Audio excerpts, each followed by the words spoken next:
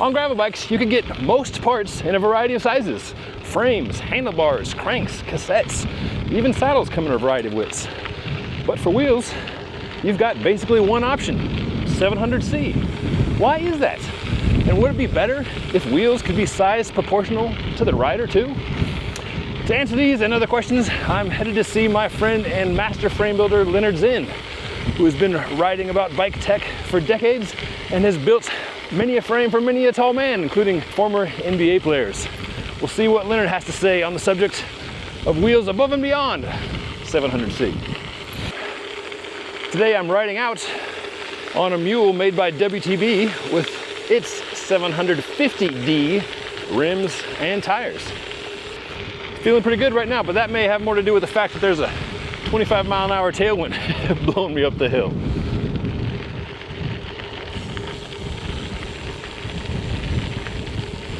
Lennard, you know all the things about all the bikes. I'm coming to you with two basic questions. Why are wheels all 700C on gravel bikes? And would it be better if wheels were different sizes, perhaps a bigger size? So let's start with the first one. Why are most wheels 700C on drop bar bikes? Okay.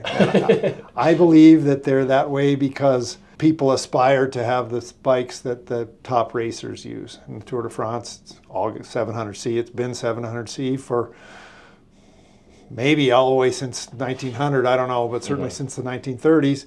And that people want what the top riders are using. And the same thing goes with triathletes, that for a while the top triathletes were winning the Ironman on 26-inch wheels. So then all triathletes wanted that size, and they would tell you on and on about how that's the best size. And then when it was shown that actually, bigger wheels roll faster, then they all abandoned them, and now you don't hear anything about them. And so I think it's that aspirational thing that has the most to do with it. I do think that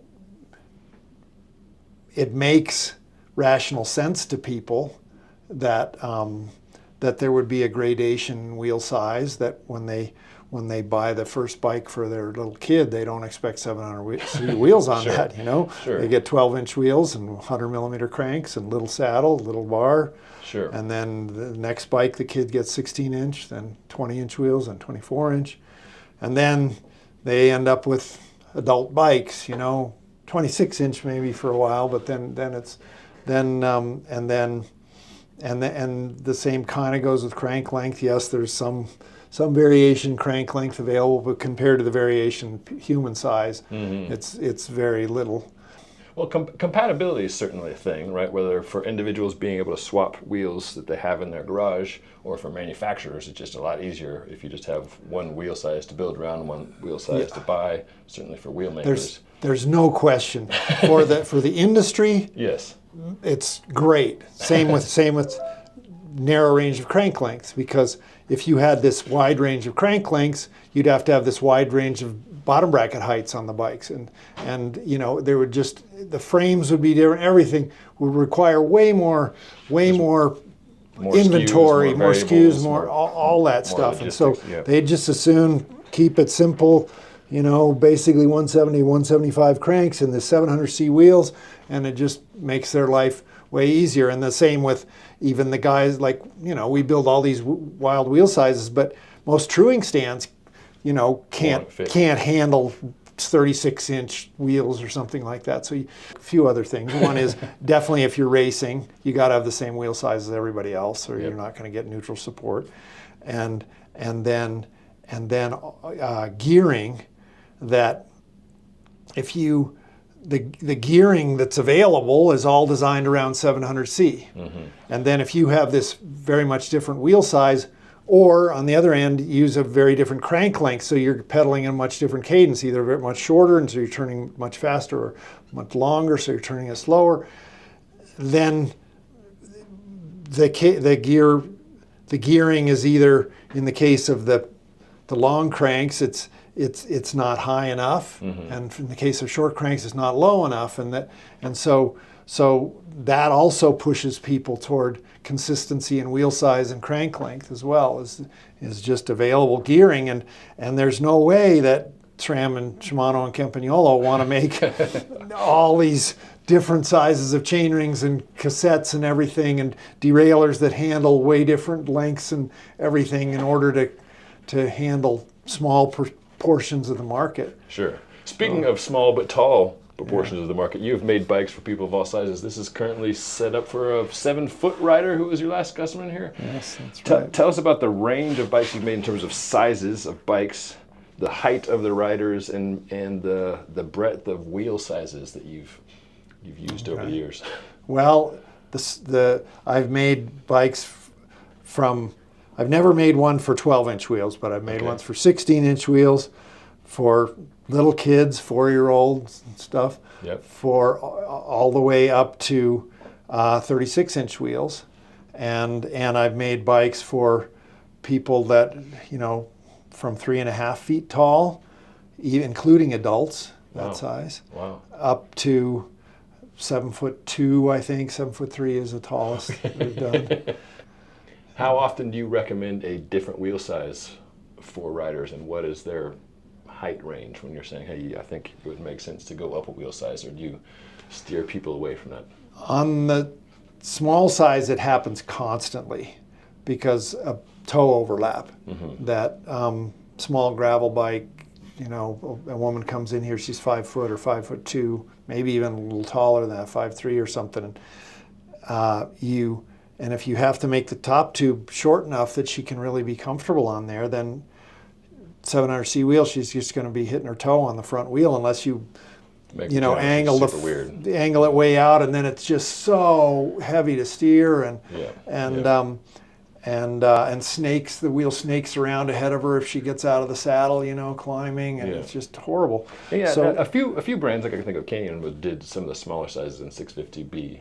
For a while for that reason. Yeah. And then I remember talking to Tiffany Cromwell, World Tour racer, gravel racer, and she's, I don't know, 5 and change, but she wanted a 700 wheel because it was faster. Like in her brain, like, okay, I can deal with toe overlap. I'm a racer. I want race equipment. Yeah. Bigger is faster.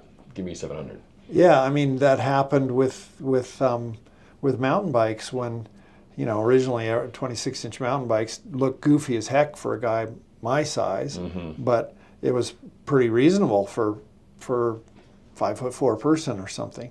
And then 29-inch became the size that everybody wanted. It was before people then said 27.5 is the size. Right. then all these small women, they wanted 29ers, and they had, you know, whole, you know, groups, you know, little cycling clubs that would tell you big wheels are, you know, the thing, and we can rip these descents and everything. But yeah, the pedal overlap problems, and so I've always sort of pushed back against that, both in wheel size and crank length. That there's no one size. That it ought to be proportional to you. This is just like, you know, your car or whatever. You want to have things that fit you and that yes, if you're smaller, it may be that a 700C wheel will roll faster. On the other hand, you have less power just because you're a smaller person, and if you drop the weight a bunch by using smaller wheels and less, you know, rotational mass at the farther out on the wheel and all that sort of stuff, there's going to be advantages for that too. So how about on the other end? At what point does it make to jump up from a 700C to a bigger wheel? So like I rode over here today on a 750D mule made by the WTB to test out that wheel size and the tire size. I'm 6 foot, like 183 centimeters or whatever. Yeah. It's a steel bike, so it's not apples, but, you know, it feels heavier. And some of my initial experiences, like in tight corners, were like reminiscent of the first time I got on a 29er, where it felt like it was rolling over things easier. But when I went to turn, I was like, oh, okay, there's a lot going on here to maneuver. Where do you think is the crossover point from a 700 making sense to a bigger wheel making sense? Well, when somebody's taller than 6'8" or 6'9", I always say, have you considered bigger wheel. You know, the 750D, the beauty of that is that since WTB makes it, and this is specifically for gravel riding, that it's a reasonable weight, the rim and the tire, and reasonable shape. Everything is kind of like what we're used to. Whereas problem with 32ers and 36ers until very recently with 32ers was that the only wheels and tires were from unicycle.com, and they were unicycle tires, and these guys wanted to be able to jump off loading docks, you know, with a completely unsuspended thing, landing their full weight on one wheel, and so the wheels are just absolutely bomb-proof, just super heavy rims and incredibly heavy tires, and really expensive for the quality of tire. It was a really low quality tire, you know, you just look at it and it's wobbly, and it's just, you know, but that was all there was. Now we got carbon wheels in carbon rims in 32-inch and Maxxis and Sunlights. There's some other options on the tires that are a real legitimate choice. But so for that reason, except for e-bikes, with e-bikes where you've got the electric motor to help, then I just make the recommendation just based on the rider size, you know, like you're 6'11", you should be on a 32er. But it's hard to talk someone into that when, you know, you have 2 8-pound wheels or whatever they are, you know, to try and keep up with their friends on a group ride. It's like then that was the advantage of the 750D. Then we could say, okay, you know, you may be 7 feet tall, but this is still way better than a 700C for you. But how about for you? How tall are you, and what wheel size or wheel sizes do you like to ride? Well, that's an interesting question about that, because I used to be 6'6". Okay. Gravity's got a hold on you. Yeah, huh? I've lost all my discs in my low back, and I've lost literally 3 inches. I'm 6'3" now. Wow. I have the same length legs I always had, but my top tube length keeps getting shorter. And so anyway, I ride 700C, and I think, you know, it took redesigning the bike. You know, when road bikes, when I was first starting this, it was all steel lug construction, and so the lugs determined the angles pretty much, and the tube diameters are really skinny too as well, and so the bikes just had level top tubes. They just had to look, in a bike my size, people would constantly ask me, are those 26-inch wheels? Because it just looked so outsized with this huge frame. But then, you know, once mountain bikes came along and sloping top tubes, and people got used to the look, and welded frames that allowed you to vary the tube sizes and shapes and the angles, then you make fully sloping bikes and everything, and then I stopped hearing those comments that we could make a fairly reasonable looking bike with 700C wheels for somebody my size, and it wouldn't look just goofy. It does though when you're 6'10" and you got 700C wheels on there. But you know, you still have the limitation. You've got limitations already on rims and tires. We have a spoke cutting machine, so we can make any length spokes, so that sort of handles the really long spoke problem. But forks are an issue, you know, that everybody wants a carbon fork, and you know, yeah, we make steel forks for 36ers and 32ers, but they're, you know, they weigh 3 times as much as a carbon fork does.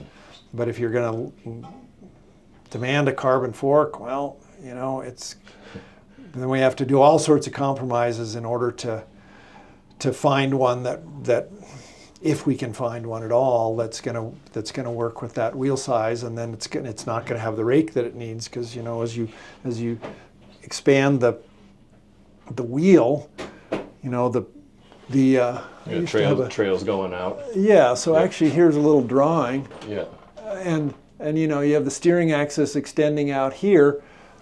As the wheel gets bigger, the steering axis, you know, this fork trail, the distance between the steering axis intersect with the ground and the contact patch gets bigger and bigger, which means that it's way more stable, but also much harder to turn. And so then to counteract that, you need to increase the fork rake. But if you're now saying I want a carbon fork, and these are the available carbon forks, and the carbon forks are made for 29ers, in this case, you'd have to use a carbon mountain bike fork, then you're not going to get the 75 millimeters of rake that I need. You're going to get at best 55, and then to avoid pedal overlap with this enormous wheel and people with size 20 feet and 220 millimeter cranks, then you're going to have to start pushing the head angle out and making it heavier steering than I want. It's, as you just illustrated, nothing on the bike exists outside of the other parameters, right? All the things work together. yeah. That said, Yeah. if you could remove the other factors, is a bigger wheel better in terms of performance than a smaller wheel? Like, for gravel racing, would 750 be faster or offer more traction than a 700C if, by way of voodoo magic, you could eliminate all the other complicated factors that are involved? Absolutely, there's no question. Rolling resistance would be lower, traction would be better. 750D wheel doesn't fall into a 29-inch hole, just like we used to say a 29-inch wheel doesn't fall into a 26-inch hole. That Meaning you roll can keep rolling over things. You can keep rolling over things, and then I don't know if you've felt that with that 750D bike, but like when I go out on one of these 32ers, and once I get it up to speed, because those heavy wheels, it takes a while to do that, it just feels like nothing could possibly knock me over. It's just like this incredible angular momentum of the wheels. You just feel invulnerable, like it just rolls over everything and it doesn't matter what's in your way. And maybe that's what those short women on those 29ers were feeling, they could really have a lower skill level, yet ride things that they never could before on a 26-inch, just because it would just keeps roll going over everything. Yeah, that's how I feel like when I get on a real big downhill bike. Yeah. I'm like, oh, okay, I don't even have to pick a line. I can just hold on and. Yeah. But all that said, you've got 700C on your gravel bikes. Yes, I do, and I'd say the biggest reason is I really want that flexibility of tire choice, Sure. wheel choice, and gearing, and the only way I can get that adaptability is I've got multiple wheel sets for all my bikes, for depending on the circumstances, and, Sure. and I've got different tires for them and all that, and I just wouldn't have that with 750D yet, and unless, and obviously it's a chicken before the egg, if we and other people don't start making lots of 750D bikes, then WTB and other manufacturers aren't going to invest the money to make more tire molds and rim, make the rims in carbon and all those other things that would be required, and for Shimano to make gearing that works with it. And yes, it would be better if people like me just adopted it and demanded it, but I just make the compromise. Yeah, and if someone like yourself who has been in the business of making bikes and gear for special sizes is riding 700C, then it's probably safe to assume that the rest of us are probably going to be on 700C for the foreseeable future, but it's certainly fun to think about and fun to talk about. So thanks for making the time for me. Yeah, you're welcome. If you want to learn more about Lennard, head over to his website. I'll put a link up there and down below, and especially if you're a smaller or a much taller rider, LZ is the man to help you out. Whatever size bike and wheel and cranks you're riding, appreciate you watching, appreciate you subscribing, and I hope you can get out there and enjoy the ride.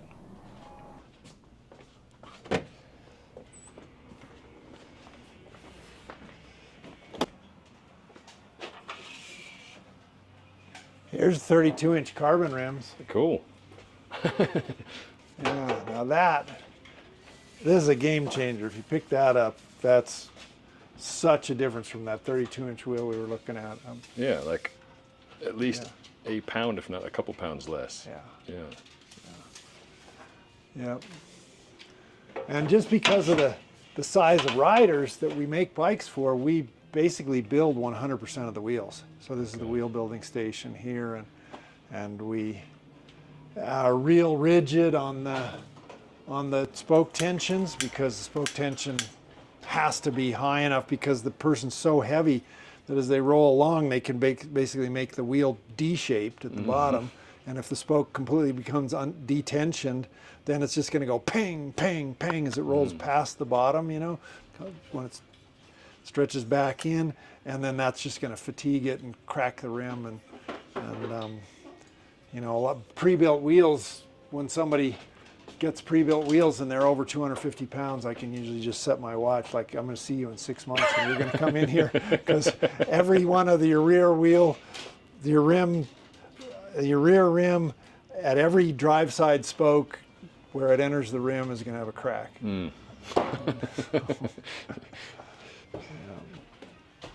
You know, the BNT, designed by Lennard Zinn, the KHS, I do design. The BNT stands for big and tall as the mountain bike, and then they have the Flight 747, KHS Flight 747 is the gravel road bike. And those both come in 2XL and 3XL sizes with 200 millimeter cranks. So KHS bikes with your designs. Yeah. Cool. Yep. So then that allows, you know, people not to be priced out just because they're tall, that they can get, you know, buy a stock bike, $2,000 bike instead of a, you know, whatever, 6,000 is our Clydesdale, and maybe 9,000 for Zinn Custom. 800,000 copies sold in what, 20 plus languages? Yeah, probably about that. Yeah, that's the first frame I ever made. I made that when I was on national cycling team, and Bill Woodall helped me with it at the Olympic Training Center. And that frame was not for you. no, my girlfriend at the time, who's now my wife of 43 years. Fantastic. And, what size does Sonny ride? she rides a 50, and that was way too big. I used that CONI Italian handbook that was popular at the time, which worked great for the mid-range, but it said ridiculously small size for me and way too big for her, and I didn't know the difference at the time, so that bike's just way too big for her.